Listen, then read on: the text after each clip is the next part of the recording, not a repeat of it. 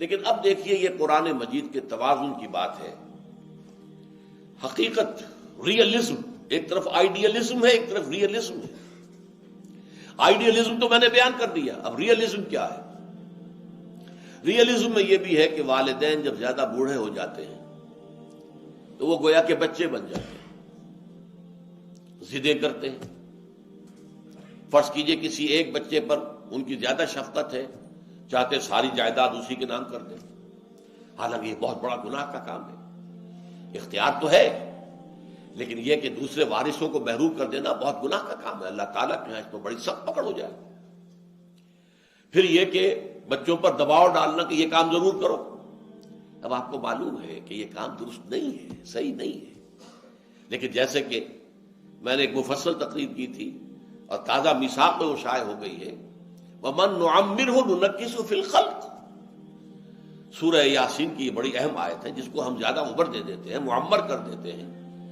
جو ضعیفی کی حد کو پہنچ جاتے ہیں تو ان کی خلقت میں کمی ہو جاتی ہے، یعنی ان کی جو خلقی طور پر جو ان کے اندر صلاحیتیں ہوتی ہیں، قوتیں ہوتی ہیں، ان کی ذہنی صلاحیتیں ختم ہو جاتی ہیں.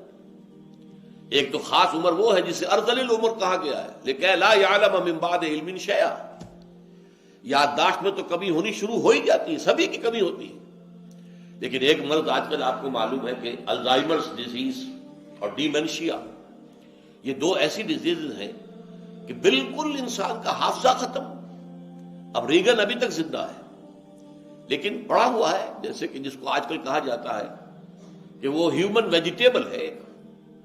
جیسے کہ اب ککڑی ہے، اگر آپ نے اس کو نہیں اتارا ہے، اس کی بیل سے بڑھتی جائے گی، بڑھتی جائے گی، بڑھتی جائے گی، بڑھتی جائے گی. وہ ایک ویجیٹیبل کا پروسیس ہے. اسی طریقے سے انسان جو ہے اس کے وائٹل پروسیسز جو ہیں ان کو آپ سپورٹ کرتے رہیے، وہ جیتا رہے گا، جیتا رہے گا. ہوش و حواس ہے نہیں. بہت عرصے تک تو اس کا حال یہ ہو گیا تھا کہ صرف اپنی بیوی کو پہچانتا تھا. نینسی ریگن غالباً نام تھا اس کا. اب تو حال یہ کہ وہ بیوی کو بھی نہیں پہچانتا. یہاں بھی ہمارے دوستوں میں سے ایک صاحب ہوتے تھے، ریلوے کے اندر ملازم تھے، ان کے بارے میں مجھے حال بھی معلوم ہوا کہ ان کا حال یہی ہو چکا، کسی کو نہیں پہچانتے، کسی کو نہیں پہچانتے.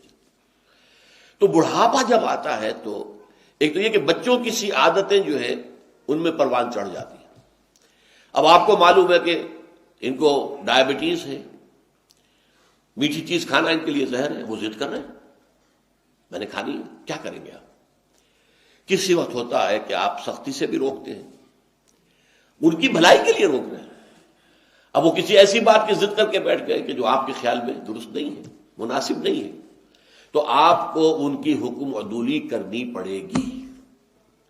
ہو سکتا ہے کسی وقت سختی بھی کرنی پڑے. یہ ہے اب جو آئیڈیلزم کے مقابلے میں ریئلزم ہے. اس پر دل کے اندر ایک بندہ مومن نے جب دیکھا یہ ہے کہ اصل تو اللہ نے حکم دیا ہے کہ اما یبلغن عندک الکبر احدہما او کلاہما فلا تقل لہما اف ولا تنہرہما وقل لہما قولا کریما واخفض لہما جناح الذل من الرحمہ وقل رب ارحمہما کما ربیانی صغیرا. اب میں کیا کروں؟ میرے والد نے یہ بات جو اس کی ضد کی ہوئی ہے اور کس طریقے سے جو ہے وہ اپنی بات جو ہے منوانا چاہ رہے ہیں، حالانکہ وہ بات صحیح نہیں ہے، مناسب نہیں ہے. تو اس صورت میں اگر آپ کو کسی وقت کچھ سختی بھی کرنی پڑے تو اول تو یہ نوٹ کیجئے کہ اس سختی کے انداز میں بھی نرمی ہونی چاہیے. ابا جان یہ کام نہیں میں کر سکتا، یہ نہیں کہ آپ جھڑکیں، بس یہ امی جی یہ کام میرے لیے ممکن نہیں ہے، آپ مجھے شرمندہ نہ کریں، میں یہ کام نہیں کر سکتا. بڑے لجاجت کے انداز میں ان سے بات کی جائے. لیکن جیسا کہ میں نے عرض کیا کسی وقت ضرورت پیش آتی ہے. میری زندگی کے ایسی واقعات میں سے ایک واقعہ ہے کہ جس پر میں پچھتاتا ہوں کہ وہ کاش کہ وہ بات نہ ہوئی ہوتی. میرے والد مرحوم بھی دماغی مرض کے مریض رہے اور اس زمانے میں پھر چونکہ معالج میں ہی تھا. جب میں نے ایم بی بی ایس کیا تھا اس سے پہلے ہی، جبکہ میں ابھی 3rd ایئر میں پڑھ رہا تھا، تو ان پر پہلا حملہ ہوا تھا.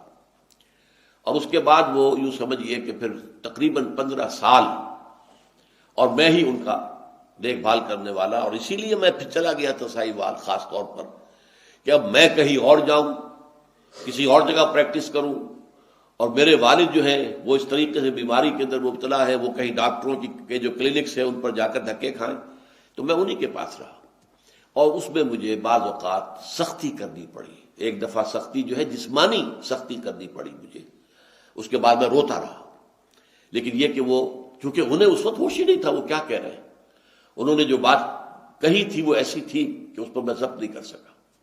بہرحال یہاں جو ہے در حقیقت اب ایسے شخص کو جب دل میں ایک کڑن ہوگی، افسوس ہوگا، صدمہ ہوگا کہ یہ میں نے کیا کیا، میں نے والد کے ساتھ یا والدہ کے ساتھ یہ گستاخی کر دی، میں نے والد یا والدہ کی اس بات کو رد کر دیا، میں نے ان کی اس خواہش کو جو ہے پورا نہیں کیا، تو جو طبیعت کے اندر ایک سلیم الفطرت انسان کے دل میں، اس کی طبیعت میں جو رد عمل پیدا ہونا چاہیے، اللہ تعالیٰ اس کا ازالہ فرما رہا ہے۔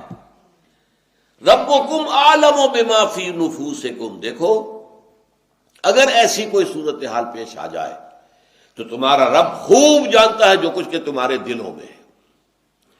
تمہیں اگر روکنا پڑ رہا ہے والد کو یا والدہ کو، اگر اس کی کسی خواہش کو رد کرنا پڑ رہا ہے والد کی یا والدہ کی، اگر کسی وقت سختی کے ساتھ بھی انہیں روکنا پڑا ہے کسی چیز سے، تو یہ کہ دل میں کوئی ملال اس لیے نہ لاؤ کہ تمہارے دل کی کیفیت کو اللہ جانتا ہے، تمہارے دل میں ان کے لیے جو محبت ہے اللہ جانتا ہے، تمہارے دل میں ان کے لیے جو ادب ہے اللہ تعالیٰ اس سے ناواقف نہیں ہے۔ ربکم اعلم بما فی نفوسکم، جو کچھ تمہارے نفوس کے اندر ہے، تمہارے دلوں کے اندر ہے، جو احساسات تمہارے اپنے والدین کے بارے میں ہونے چاہیے اور ہیں، فی الواقع ہیں، اللہ کے علم میں ہے۔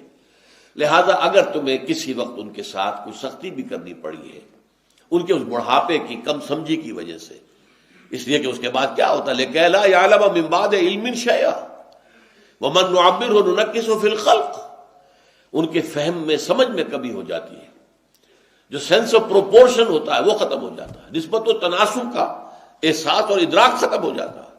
تو اس صورتحال میں جو ہے اگر ان کی کسی بات کی مخالفت کرنی پڑے، نفی کرنی پڑے، ان کی کسی خواہش کو رد کرنا پڑے تو پریشان نہ ہو، اس لیے کہ تمہارا رب جو کچھ تمہارے اندر ہے، دل کے اندر، اس سے واقف ہے۔